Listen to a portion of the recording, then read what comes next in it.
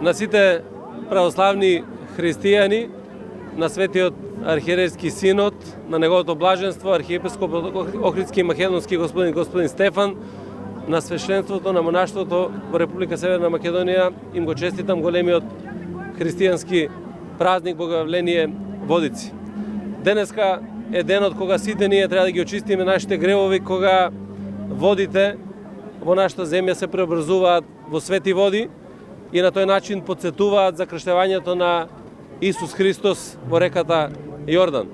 Токму на овој празник на љубовта, на слогата, на заедништвото, секој од нас треба денеска да ја обнови својата духовна сила и да заедно, во сплотеност, во единство допринесеме и за лична, меѓутоа и за колективна среќа и за напредок. Затоа секој еден граѓанин на нашата држава токму денеска треба да ја прими оваа порака дека заедно можеме да направиме многу повеќе и само преку слога и преку единство можеме да ги оствариме сите наши заеднички цели за развој и за напредок на нашата држава. Нека е честит и за многу години големиот празник.